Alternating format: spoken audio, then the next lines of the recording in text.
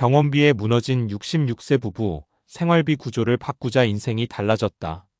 이 문장은 단순한 기사 제목처럼 보이지만 사실 많은 사람들이 마음속으로 가장 두려워하는 장면을 그대로 담고 있습니다. 열심히 일하고 자식 키우고 어느 정도 모아둔 돈으로 이제 좀 쉬어도 되겠다 싶은 시점. 그런데 예상하지 못한 병원비 한 번에 삶의 균형이 무너지는 순간 말입니다. 은퇴를 준비한다는 건 단순히 돈을 모으는 문제가 아닙니다.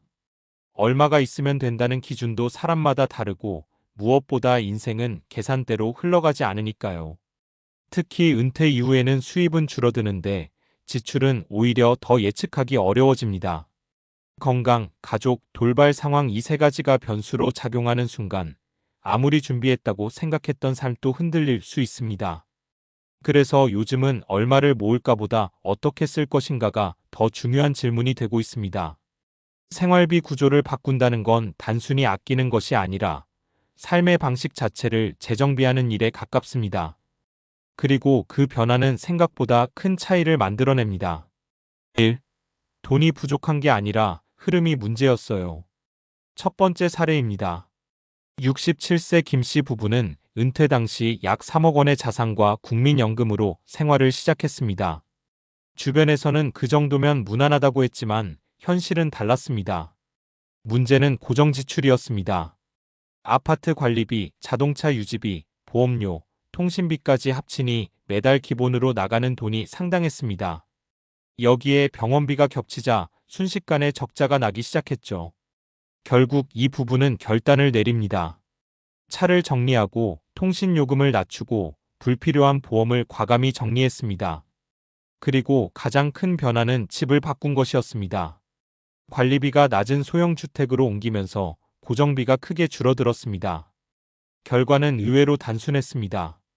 생활 수준이 크게 떨어지지 않았는데도 매달 남는 돈이 생기기 시작한 겁니다. 김 씨는 이렇게 말합니다. 우린 돈이 부족했던 게 아니라 돈이 새고 있었던 거더라고요. 2. 아끼기만 했는데도 불안했던 이유. 두 번째는 70세 박 씨의 이야기입니다. 이분은 굉장히 검소한 분이었습니다. 외식도 거의 안 하고 옷도 몇 년씩 입고 여행은 생각도 안 했습니다. 그런데 이상하게도 늘 불안했습니다. 이렇게 아끼는데도 왜 마음이 편하지 않을까? 문제는 지출의 방향이었습니다. 필요한 데는 쓰지 않고 막연한 불안 때문에 무조건 줄이기만 했던 겁니다. 건강검진을 미루고 취미 생활도 포기하면서 삶의 만족도가 계속 떨어졌습니다. 결국 작은 병이 커져서 더 큰 병원비로 돌아왔습니다. 이후 박 씨는 방식을 바꿨습니다. 건강관리 비용은 필수 투자로 보고 꾸준히 지출하고 대신 의미 없는 소비를 줄였습니다. 그리고 소소한 여행과 취미를 다시 시작했습니다. 놀랍게도 총지출은 크게 늘지 않았습니다. 하지만 삶의 만족도는 훨씬 높아졌고 건강도 안정되었습니다. 박 씨는 말합니다. 아끼는 게 능사가 아니라 제대로 쓰는 게 더 중요하더라고요. 3. 수입이 없어도 괜찮아진 이유. 세 번째는 조금 다른 사례입니다. 65세 이 씨는 은퇴 후 별다른 수입이 없었습니다. 하지만 이분은 비교적 안정적인 생활을 유지하고 있습니다. 비결은 생활비 구조의 단순화였습니다. 이 씨는 소비를 세 가지로만 나눴습니다. 꼭 필요한 비용, 삶의 즐거움을 위한 비용, 줄일 수 있는 비용, 그리고 매달 이 세 가지를 점검했습니다. 특히 인상적인 건 즐거움 비용을 따로 설정했다는 점입니다. 이 씨는 말합니다. 은퇴했는데 즐거움까지 없으면 그건 사는 게 아니잖아요. 그래서 그는 작은 카페에 가는 비용, 친구를 만나는 비용을 아끼지 않았습니다. 대신 충동 구매나 습관적인 소비는 철저히 줄였습니다. 결과적으로 큰 수입이 없어도 삶의 균형이 유지되었습니다. 결국 핵심은 얼마가 아니라 구조다. 이 세 가지 사례를 보면 공통점이 있습니다. 모두가 돈이 많아서 해결된 게 아니라는 점입니다.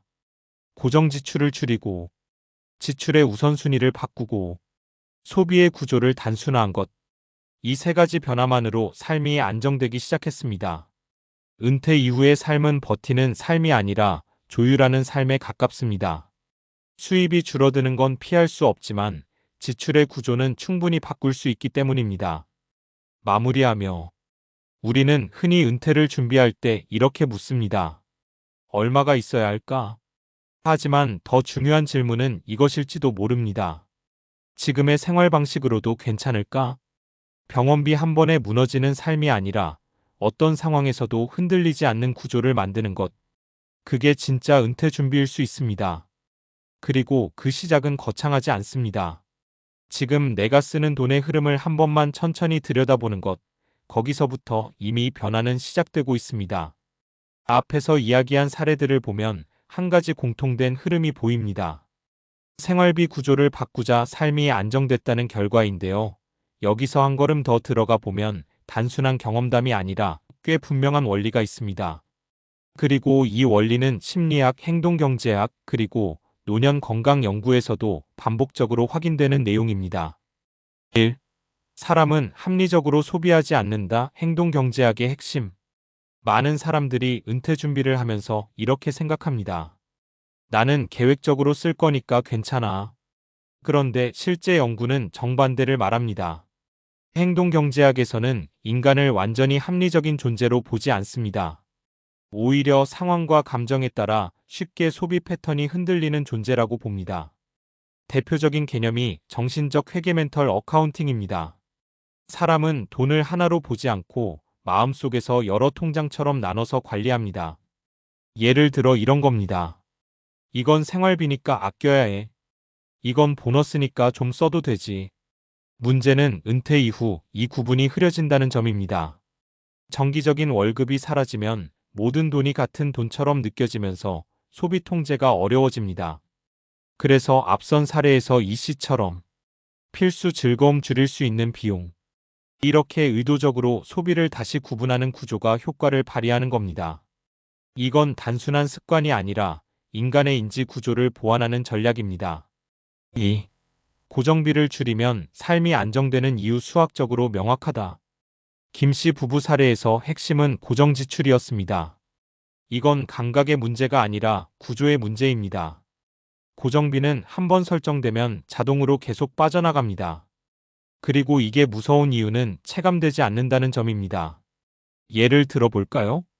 매달 150만 원 고정지출 1년 1,800만 원.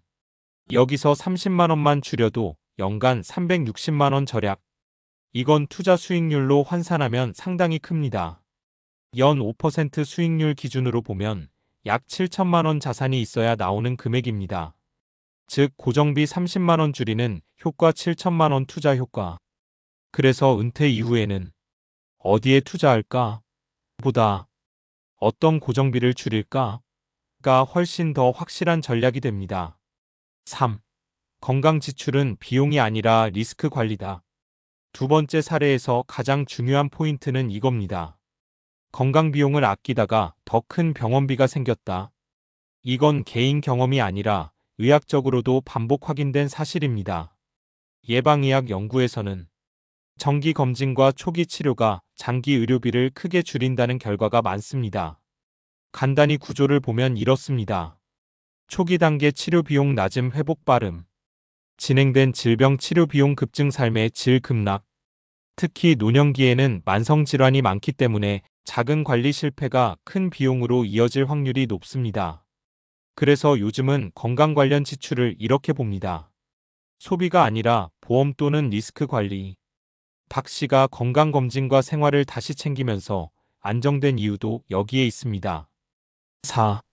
은퇴 후 행복은 소득보다 통제감에 달려있다. 흥미로운 연구가 하나 있습니다. 노년기 삶의 만족도를 결정하는 요소를 분석했더니 단순 소득보다 더 중요한 것이 있었습니다. 바로 통제감 컨트롤입니다. 내가 내 삶을 조절할 수 있다고 느끼는가? 소비를 스스로 결정하고 있는가? 미래에 대한 불확실성을 관리하고 있는가? 이 세 가지가 높을수록 행복도가 올라갔습니다. 앞선 세 사례를 다시 보면 공통점이 보입니다. 김 씨 지출을 통제하기 시작. 박 씨 소비의 방향을 재설정. 이 씨 구조를 스스로 설계. 즉, 돈이 많아진 게 아니라 삶에 대한 주도권을 되찾은 것입니다. 5. 그래서 결국 필요한 건 생활비 설계다. 여기까지 정리하면 하나로 모입니다. 은퇴 준비의 핵심은 돈의 크기가 아니라 돈의 구조입니다. 그리고 그 구조는 다음 세 가지로 정리할 수 있습니다. 고정비는 최소화한다. 자동으로 빠져나가는 돈을 줄인다. 건강과 필수 지출은 아끼지 않는다. 미래 리스크를 줄인다. 즐거운 비용은 의도적으로 남긴다. 삶의 만족도를 유지한다. 이 세 가지가 균형을 이루면 수입이 줄어도 삶은 무너지지 않습니다. 마무리 인생은 최적화가 아니라 균형이다. 우리는 종종 이렇게 생각합니다. 최대한 아끼고 최대한 모아야 안전하다. 하지만 실제로는 그렇지 않습니다. 너무 아끼면 삶이 무너지고 너무 쓰면 미래가 불안해집니다. 그래서 은퇴 이후의 삶은 최적화가 아니라 균형의 문제입니다. 지금의 나, 미래의 나, 예상하지 못한 변수, 이 세 가지를 동시에 고려하는 구조. 그리고 그 구조는 거창한 재테크가 아니라 매달의 생활비를 어떻게 나누고 어떻게 쓰느냐에서 시작됩니다. 결국 이렇게 말할 수 있습니다. 은퇴 준비는 통장에 있는 돈이 아니라 그 돈을 다루는 방식에서 완성된다.